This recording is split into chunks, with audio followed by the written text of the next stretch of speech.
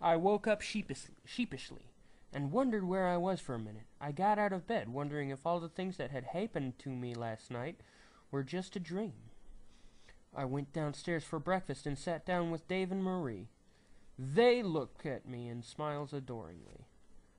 "Wow, Tia, I love your new hair and contact lenses. You look so beautiful," said Marie with her face all bright and happiness.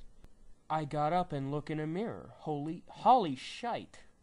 I looked totally different. For the first time I could see my face was truly beautiful. It was even prettier than before. My eyes were a weird silver color like wet pools of noble moonlight in the distant meadows, and my ivory gold hair seemed to shimmer like the sun's burned rays in the morning, with the purple streaks shining like neon lilac. I was radiant and magical and looked awesome. My skin was even more pale than before, and my features more delicate and queen-like. My nose was small and dashing, and my cheeks were high and pale, and my chin was soft but majestic. I was amazed. Suddenly the phone rang and nuked me out of my silent staring. Dave answered it. "What? Oh my God, you're kidding. This is inconsideratable." And he hung up. "What happened, honey?" Marie asked, smiling. "Uncle Larry is died. It looks like he was ripped apart by a wild beast. I feel so sad he was my brother." I suddenly remembered what I had done. I screamed and ran to school. I felt so awful and guilty for what I had done. I knew Uncle Larry was a perv and a racist. That hasn't been brought up. And even though he had raped me and tied me up and spanked me and made my life hell, I still shouldn't have killed him.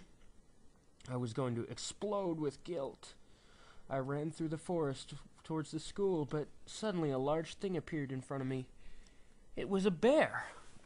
A big panda bear. What the fuck? It was huge and fluffy and really cute, but I was scared as this was a totally weird thing to happen. "Greetings, Atlanteana," it said. I was totally freaked out. Since when did panda bears live in forests? And since when did they speak? I was totally confused. "WTF," I screamed. "I'm a panda bear. My name is Snooffles, but you can call me Snooffles." "A talking panda bear?" "A panda bear," I shouted furiously. "I cannot talk like humans can, but you're not human anymore, so you can understand me. You can talk to animals. You probably have other powers too, but you just don't know it yet." "Like what?" "I don't know. Touch that tree," said Snooffles, smiling at me.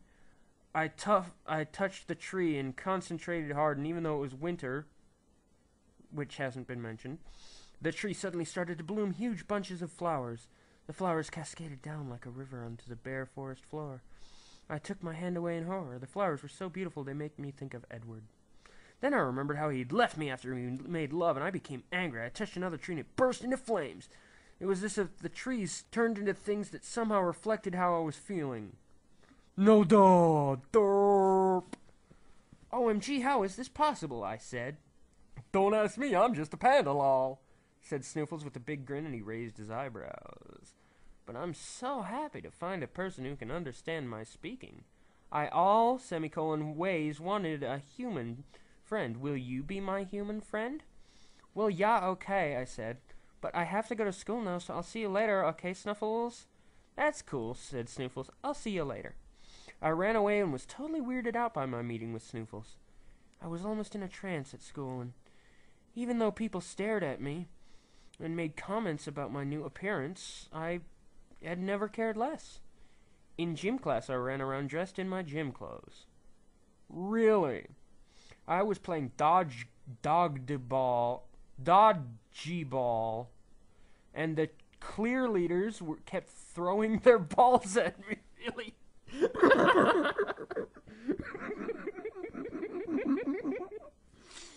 And the clear leaders kept throwing their balls at me really hard like biatches, but I was dodging them at the speed of light. Lauren came over to me and tries to hit me over the face with her balls, and I slapped her in the face. "WTF, you freaky goth tutor, bitch?" Wait, tutor? You know, I'd make a joke about who the tutors fought, but I can't fucking remember. she shouted with her ugly face flapping like a big bag. "Leave me alone, yeah," I said, looking more beautiful than ever. "No, I'll never leave you alone because you're so worried. What has happened to your face? It's like you're from another planet. You're so pale and delicate, it's freaking everyone out, and we all hate you." I was so mad I pushed her, but when my hands touched her arms, her skin started to blister and froth in a totally gross way, and she got struck by a bolt of lightning. She wasn't dead or anything, but she looked totally disgusting, and she got taken to the hospital. She wasn't dead or anything from being struck by fucking lightning. I didn't look for my friends, and after gym class, I sat in... Wait, she didn't look to her friends? What a bitch. And after gym class, I sat in the changing room after everyone had left and cried because I felt so sorry for what I had done to Uncle Larry and to Lauren. I was sat there wearing a very short leather mini dress and ripped red tights and a skull necklace and a gothic top with feathers in it, and a gothic top hat with feathers in it. A gothic top hat with feathers in it. A gothic top hat with feathers in it. Suddenly I heard voices from behind me. "Tia? Tia, it is I, Edward Cullen," said Edward. I turned to cook at him, and he gasped in a high-pitched way and fell over onto the floor. I was mad at him and totally upset about the other stuff, so I didn't check to see if he was okay. He got up in a minute. "I fainted, Tia. Thou is so sexy and exquisite I lost my contentiousness. Thy face is even more sacred and filled with shining glory than before. I am amazed." But then he noticed I was crying tears of soft blood, and he said, "What is wrong with thee?" said Edward. "Redundancy! I killed someone, Edward. Ewadard. I killed my uncle and drank his blood, and I think I made Lauren get struck by lightning." "It's okay, Tia. He was evil, and no one cares about Lauren," Edward says to comfort me, and he put his arms around me. "Still, what I did was awful, and anyways, get off me," I said. I stood up and shook him off me. Don't come near me ever again. I haven't forgiven you for what happened last night. We did sex, and you left me there in the forest. I'm sorry, I cannot stay away from thee, and yet I cannot be with thee either," he cried, and threw his hands up and wept. "Make your mind up, Edward. This is a serious thing. Either stay here with me now, and screw me and be with me forever, or leave me to go be with Bella. Make your choice right now." "I choose thee, Atlantina.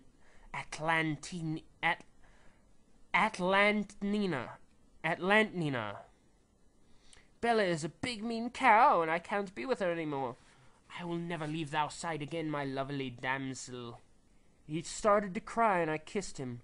He was so amazing. His yellow eyes and tousled auburn hair and pale skin made me want to screw him all the time. I'd never seen anybody look so perfect. I took off my dress, so I was only wearing my underwear, and I sat on his knee, and we kissed a lot. He touched me all over, and I felt dizzy and weak. "Do you mean it, Edward? You'll be mine forever?" "I does. I shall be thy mate," he said beautifully in his smooth, hot velvet voice. I found some handcuffs on a bench, and I tied him to a hook. He was unable to move, and I took his pants down and looked at his throbbing lavender man-fruit thing. It was the most beautiful thing I had ever seen, and I put it in my mouth and sucked it, and he thrusted madly until he had an orgasm in my mouth. The hot juice flowered in my mouth, and it was magical. Suddenly, a voice came from behind me. "What do you think you're doing, you motherfucker?" I'm sorry, evil rodent people. I hate you both, and now I'm going to kill myself." It was Bella Swan, Dumbledore. Oh God, my immortal.